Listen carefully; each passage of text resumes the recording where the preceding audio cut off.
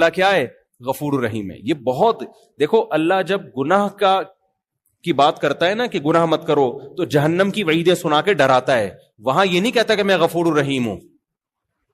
خوب سمجھ لیں، یہ جو آج ہم نے سورہ اعراف پڑھی ہے، اس میں جو پیغمبروں کے واقعات آئے، تو کہیں بھی نہیں ہے کہ پیغمبروں نے قوم کو جا کے سمجھایا ہو کہ دیکھو تم اللہ کی نافرمانی چھوڑ دو. نہیں چھوڑتے تو کوئی بات نہیں، اللہ بہت غفور اور رحیم ہے. یہ کہیں بھی نہیں ہے. کئی واقعات پڑھے، میں انشاءاللہ بھی پڑھتا ہوں اس کو. کہیں بھی نہیں. ہر پیغمبر نے کہا انی اخاف علیکم عذاب یوم عظیم. تم نے گناہ نہیں چھوڑا، ہمیں ڈر ہے کہ بہت بڑا عذاب نہ تمہارے اوپر آ جائے. لوط علیہ السلام کی قوم کا واقعہ بھی آیا آج کہ تم ایسے جرم کرتے ہو، تم لڑکوں سے بدفعلی کرتے ہو، ہمیں ڈر ہے، مجھے ڈر ہے کہ اللہ تم پر آسمان سے کوئی عذاب نازل نہ کر دے. تو قوم نے کیا جواب میں کہا ہے؟ قوم نے جواب میں کیا کہا کہ بھئی لے آؤ اللہ کا عذاب. وہ کہہ رہے ہیں توبہ استغفار کرو، چھوڑو اس جرم کو، عذاب آئے گا. قوم جواب میں کیا کہہ رہی ہے کہ بھئی آپ بہت پاک دامن ہو، آپ علاقہ چھوڑ کے چلے جاؤ. تو جواب میں لوط علیہ السلام نے یہ نہیں کہا کہ نہیں عذاب نہیں آئے گا، اللہ کیا ہے؟ بہت غفور اور رحیم ہے. ہمارے ساتھ مسئلہ یہ ہے کہ جو چیز جہاں کی ہوتی ہے ہم وہاں نہیں فٹ کر رہے ہوتے اس کو. دیکھو یہ رمضان ہے نا، اس میں پکا عزم کرو. قرآن الحمد سے لے کے والناس تک ایک ہی بات کرتا ہے، اپنا عقیدہ درست کر لو اور اپنا عمل درست کر لو اور اللہ کی طرف آ جاؤ. یہ عبادتیں ہمیں کیوں دی گئی ہیں؟ روزہ ہمیں کیوں دیا گیا؟ تراویح کیوں دی گئی ہے؟ تاکہ ہمارے دل میں اللہ کی محبت پیدا ہو جائے اور ہم اللہ کی نافرمانی کو چھوڑ دیں.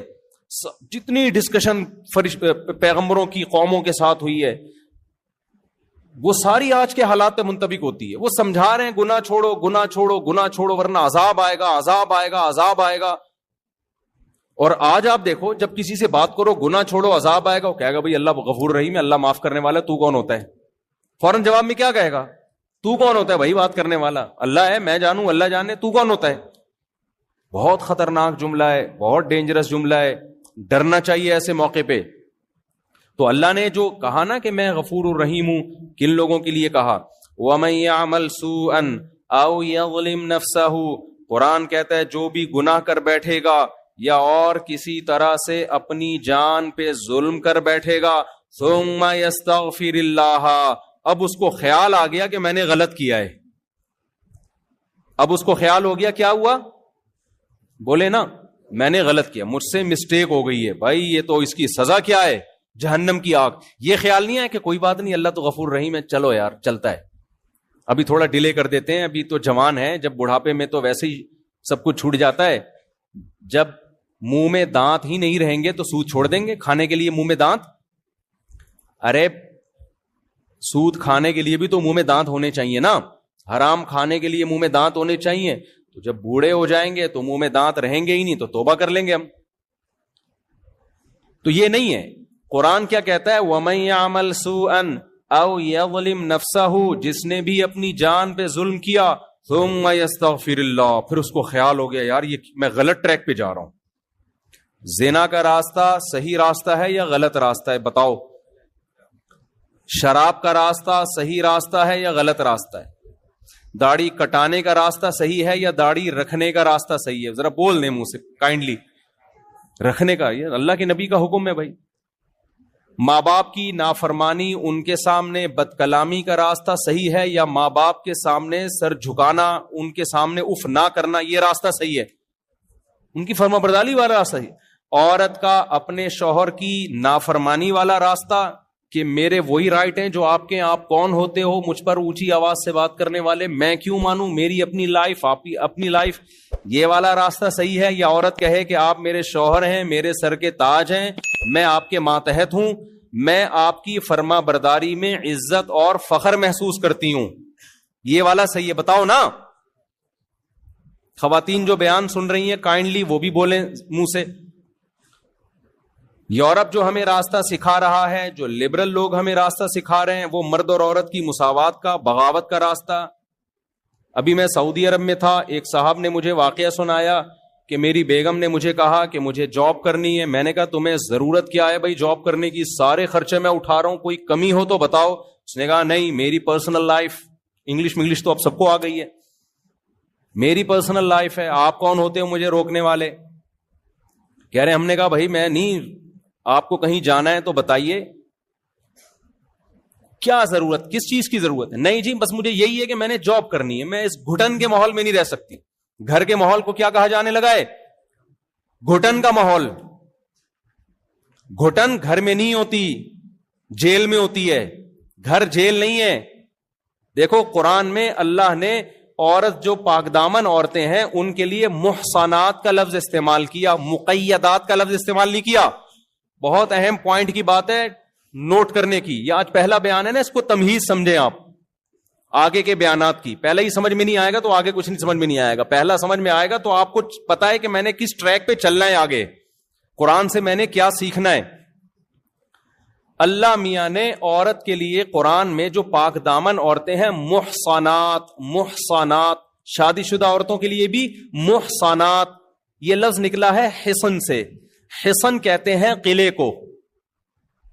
حصن کسے کہتے ہیں؟ قلعے کو. قلعہ کسے کہتے ہیں؟ اب یہی نہیں پتا ہوگا. قلعہ کہتے ہیں جہاں فوجیوں کی چھاونی ہو دشمن کے اٹیک سے بچنے کے لیے, اسے کہا جاتا ہے نا. اس میں آرمی باؤنڈ ہوتی ہے, فوج بند ہوتی ہے اس کے اندر, تاکہ باہر سے کوئی دشمن حملہ کرے تو ہم اس حملے کو روک سکیں. قلعے کی دیواریں اتنی موٹی ہوتی تھیں کہ وہ باہر سے توپ سے بھی حفاظت, تیر اور تلواروں سے بھی حفاظت, اور اس میں ضرورات زندگی کا سارا سامان قلعے کے اندر موجود ہوتا ہے. اس میں وہ باؤنڈ ہوتے ہیں, بند ہوتے ہیں. ایک ہوتا ہے جیل, جیل کے اندر بھی لوگ بند ہوتے ہیں. کیا خیال ہے بھائی؟ جیل کے اندر بھی بند ہوتے ہیں اور قلعے کے اندر بھی بند ہوتے ہیں. کھانا جیل کے اندر بھی ملتا ہے, قلعے کے اندر بھی ملتا ہے. تیر جیل کے اندر بھی نہیں جاتے اور قلعوں کے اندر بھی نہیں جاتے. لیکن آپ کو اگر آپشن دیا جائے جیل میں رہنا پسند کریں گے یا قلعے میں, تو کہاں جاؤ گے آپ؟ قلعے میں. کیوں؟ آپ کو پتا ہے جیل وہ چیز ہے جس میں بطور سزا کے بند کیا جاتا ہے. جو تیر پھینک رہا تھا نا اس کو پکڑ کے لا کے اندر کر دیا جاتا ہے اپنی حفاظت کے لیے. اور جو قلعے میں ہوتا ہے وہ سیو ہوتا ہے. تو حصن, ہا صاد اور نون, حلوے والی ہا صاد, وہ یہ والا صاد, اور کیا ہے آخر میں؟ نون. تو محسن, محسن اسے کہا جاتا ہے جو قلعے میں سیو ہو, محفوظ ہو. قلعے میں لوگ محفوظ ہوتے ہیں, قید نہیں ہوتے, کیونکہ قلعہ تو ہم خود بناتے ہیں. تو کوئی انسان پاگل ہے اپنے آپ کو قید کرنے کے لیے قلعہ بنائے گا؟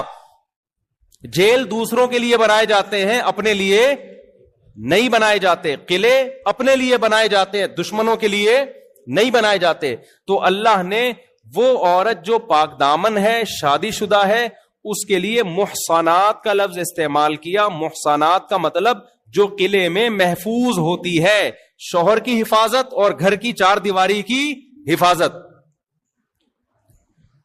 اس حفاظت کو آج مغربی دنیا نے جیل خانے سے تعبیر کر دیا.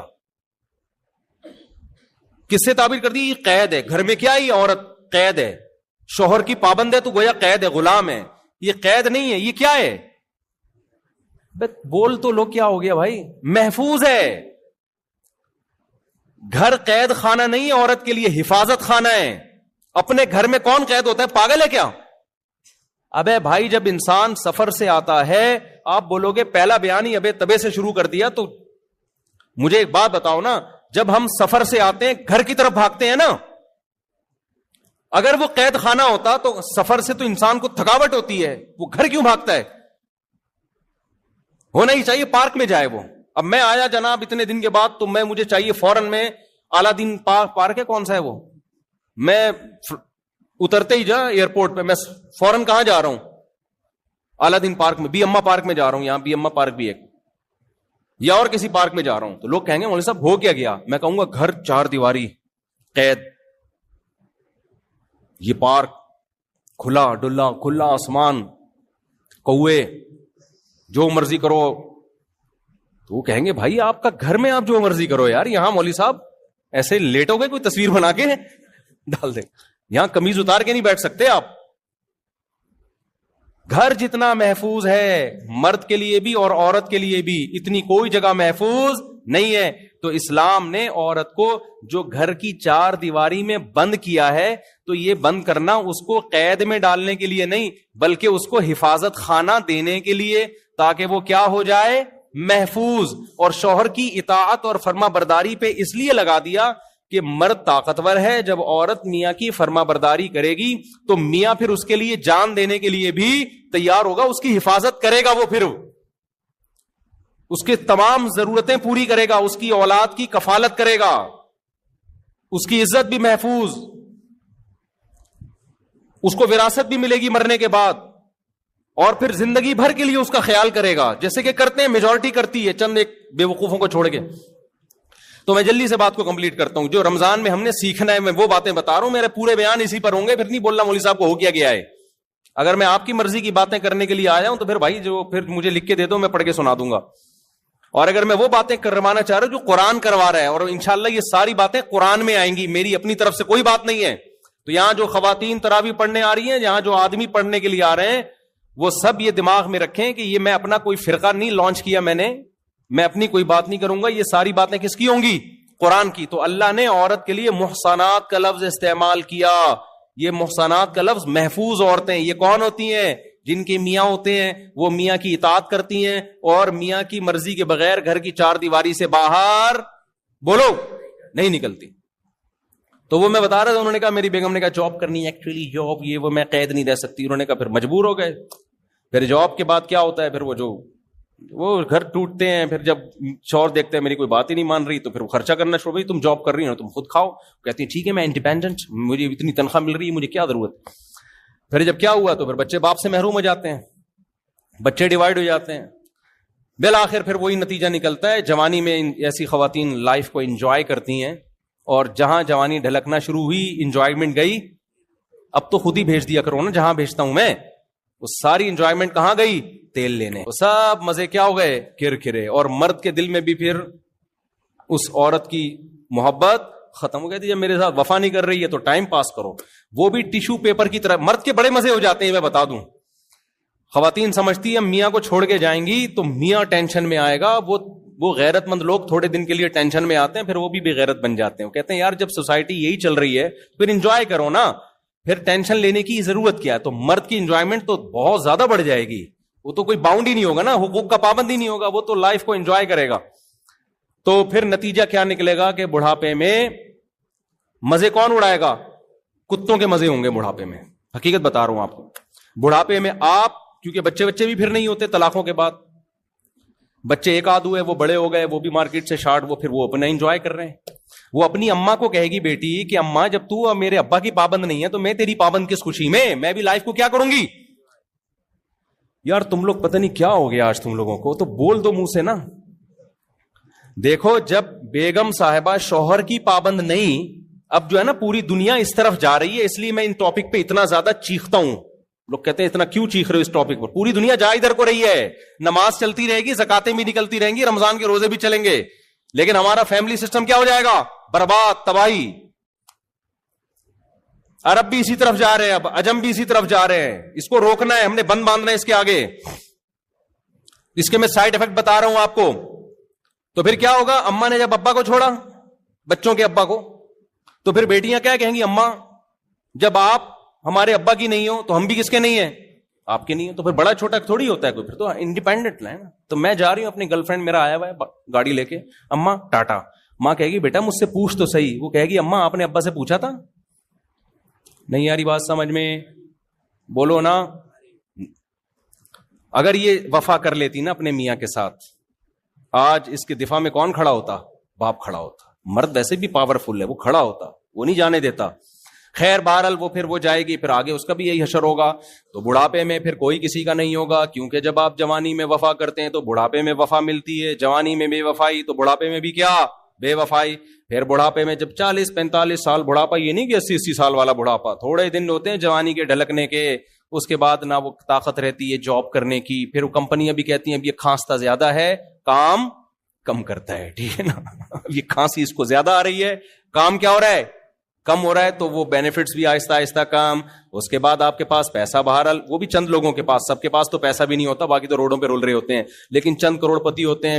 پھر وہ کہتے ہیں اتنا پیسہ آ گیا, بچے تو ہیں ہی نہیں, داماد بھی نہیں ہے, پوتے بھی نہیں ہیں, نواسے بھی نہیں ہیں, یہ تراویاں چل رہی ہیں ہماری, کچھ بھی نہیں ہے, اب ہم کریں گے کیا کریں گے. تو پھر مزے کس کے ہوتے ہیں آخر عمر میں؟ کتوں کے. پھر وہ خاندانی سا کتا خریدتے ہیں, وہ کہتے ہیں بچوں نے تو وفا نہیں کی, بیوی میری بھی وفا نہیں کی, عورت کہتی ہے شوہر نے وفا نہیں کی. وفادار ایک ہی مخلوق